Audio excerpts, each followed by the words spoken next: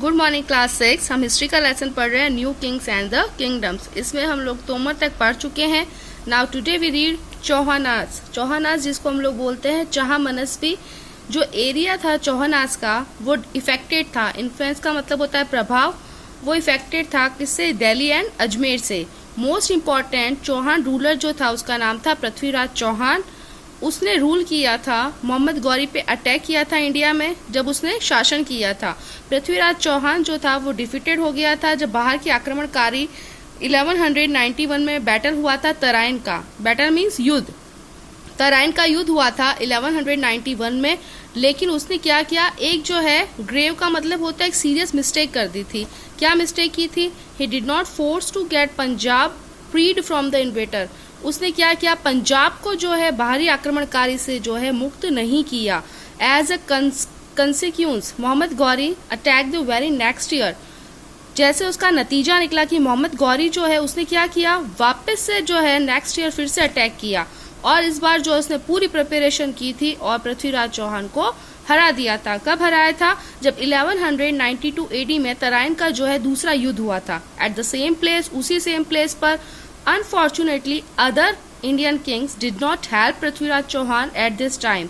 दुर्भाग्य से जो थे दूसरे जो इंडियन किंग्स थे वो पृथ्वीराज चौहान की हेल्प उस टाइम नहीं कर पाए। And this led the foundation of the Muslim rule in India. तो इसी वजह से जो है मुस्लिम रूल जो था वो इंडिया में स्थापित हुआ और जो बाहरी आक्रमणकारी थे या जो भी इन्वेंशंस थे वो नॉर्थ वेस्टर्न फ्रंटियर भी बढ़ गए, इंक्रीज हो गए। पृथ्वीराज चौहान के जितने भी एक्सप्लॉइट्स हैं, कारनामे हैं, वो चंद्रबरदाई ने अपनी फेमस बुक पृथ्वीराज रासो में लिखे हैं। Now is infobytes. ये माना जाता है कि पृथ्वीराज चौहान जो था वो पकड़ा गया और ब्लाइंड हो गया, अंधा हो गया था मोहम्मद गौरी के द्वारा। उसने प्लान किया था, he plan with his poet friend Chandbardai. उसने जो था अपने पोएट फ्रेंड, अपने जो कवि जो मित्र था चंद्रबरदाई, उसके साथ प्लान किया था मोहम्मद गौरी को हराने का। बिकॉज पृथ्वीराज चौहान जो था उसमें एक एबिलिटी थी, उसमें एक योग्यता थी कि वो अपना टारगेट, अपना जो उद्देश्य जो भी हम लोग टारगेट बनाते हैं वो जो था अपनी क्लोज्ड आइज के साथ में भी देख सकता था। And he succeed in it, और वो इसके साथ में सक्सेड भी हुआ था। Now is Solanki's. सोलंकीज जो थे उन्होंने रूल किया था कथियावार क्षेत्र पर और उसके चारों तरफ एरिया पे। They are also known as the Chalukyas of Gujarat. उनको जो है गुजरात के चालुक्याज भी कहा जाता है।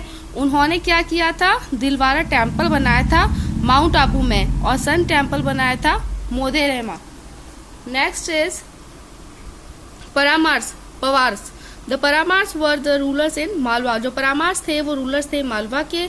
जल्दी ही जो है उन्होंने छोटे से जो है जागीरदार, फ्यूटर्स का मतलब होता है जागीरदार, जो छोटे से जो जागीरदार प्रतिहार और जो राष्ट्रकूटा थे हु डिक्लेयर देयर इंडिपेंडेंस, जिन्होंने उसको जो है स्वतंत्र घोषित कर दिया था।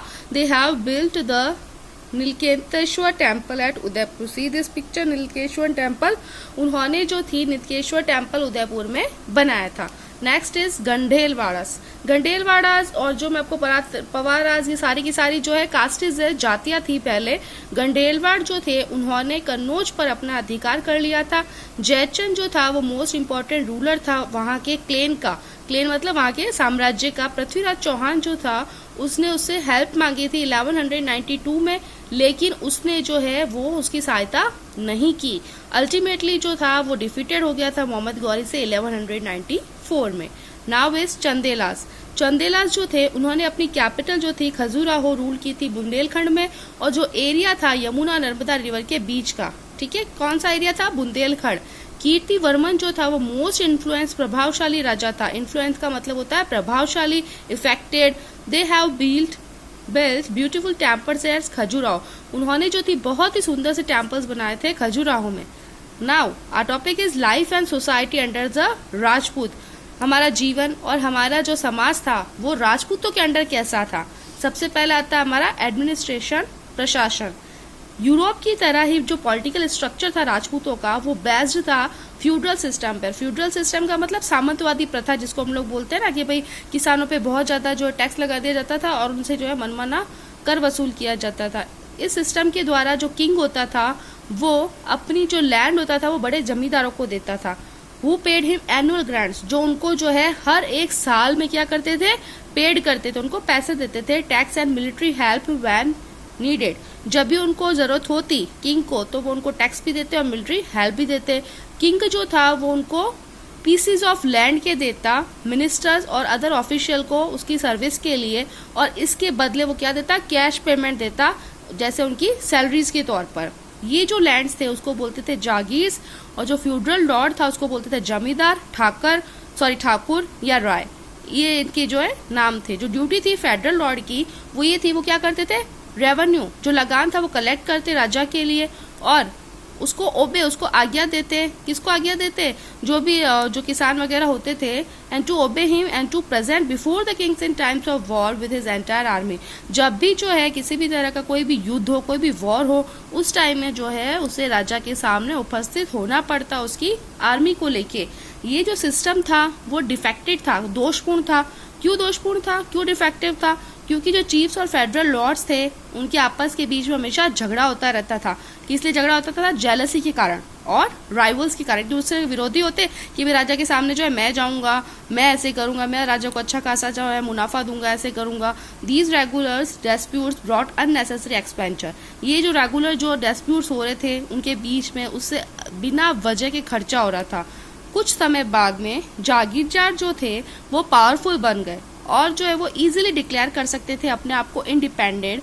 फॉर एग्जाम्पल, जैसे एग्जाम्पल के लिए राष्ट्रकूटा जो सामंत थे, यानी जो जागीरदारी जो लोग थे चालुक्यों के, उन्होंने डिक्लेयर कर दिया था अपनी इंडिपेंडेंस। कहाँ पे डिक्लेयर कर दिया था, and finally over through the Chalukya. तो फाइनली उन्होंने क्या किया, चालुक्यों को बाहर फेंका। सिमिलरली चंदेलास जो थे उन्होंने डिक्लेयर किया था इंडिपेंडेंट खुद को प्रतिहारा से।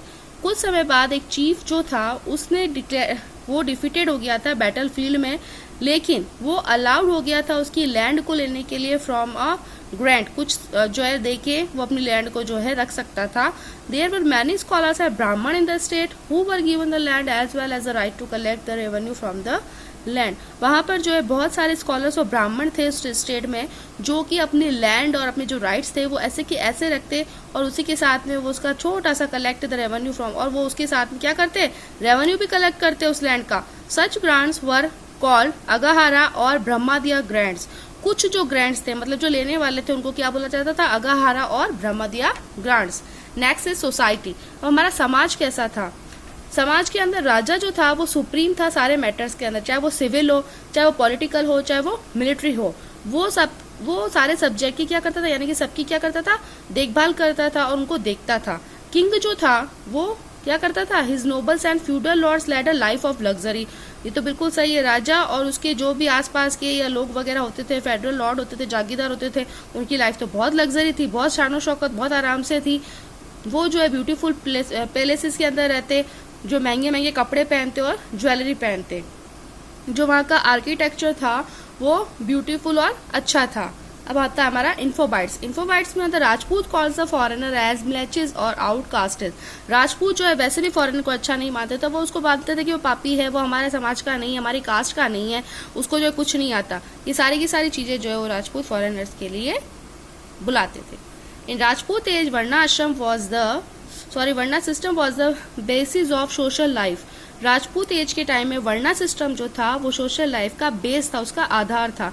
ब्राह्मण और राजपूत जो थे वो अपनी जो हाईएस्ट पोजीशन को एंजॉय करते, क्यों, क्योंकि उनको जो है धर्म संबंधी सबसे ऊंचा स्थान दिया गया था ब्राह्मण और राजपूतों को। तो वो लोग क्या करते थे, पॉलिटिकल पावर यूज करते थे। ब्राह्मण जो थे वो मेन एडवाइजर थे, वो जो है टैक्स फ्री लैंड्स यूज करते थे, मतलब वो किसी तरह को टैक्स नहीं दिया जाता था। वो कमांडेड पावर्स यूज करते थे, क्योंकि जो है वो रिलीजियस सेरेमनीज जो है वो कंडक्ट करते थे किंग के लिए। थर्ड पोजीशन इन सोसाइटी जो था वो था वैश्य।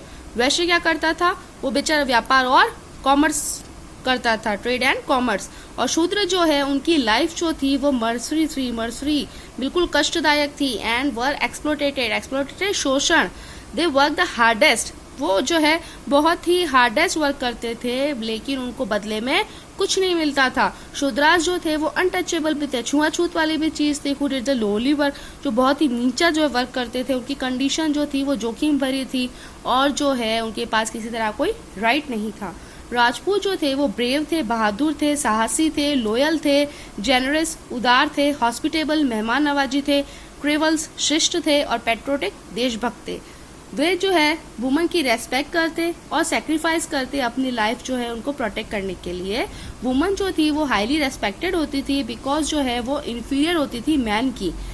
गर्ल्स जो थी रॉयल फैमिली की, उनके पास में जो right to choose their husband, वो अपने जो है हस्बैंड को चूज करती थी स्वयंवर के द्वारा जो उनको अधिकार दिया गया था। और एक गर्ल का बर्थ होना जो है वॉज नॉट कंसिडर्ड अशुभ नहीं माना जाता था, उसको शुभ माना जाता था।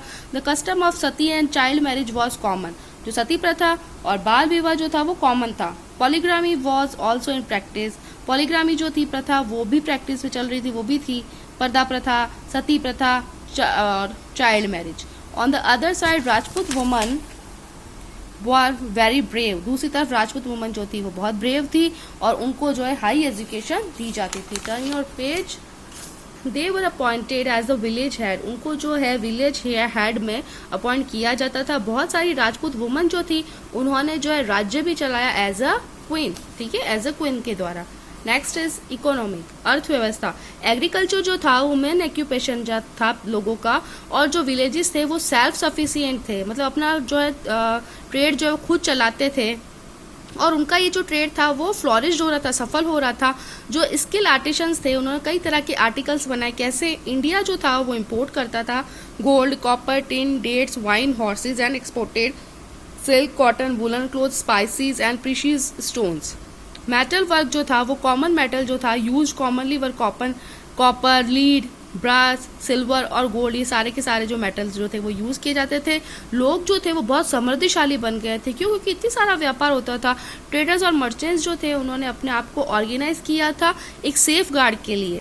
तो जो वेल्दी पीपल थे उन्होंने जो है रेस्ट हाउस भी बनाए और चैरिटेबल इंस्टीट्यूशन। वेल्दी पीपल मतलब जो अमीर लोग होते हैं, तो उन्होंने इसके अलावा क्या किया, गार्डन्स भी बनाए और इसके साथ ही जो है कुएं भी खुदवाए थे लोगों के यूज के लिए। ओके, आज हम इतना ही पढ़ेंगे, कल हम पढ़ेंगे रिलीजन।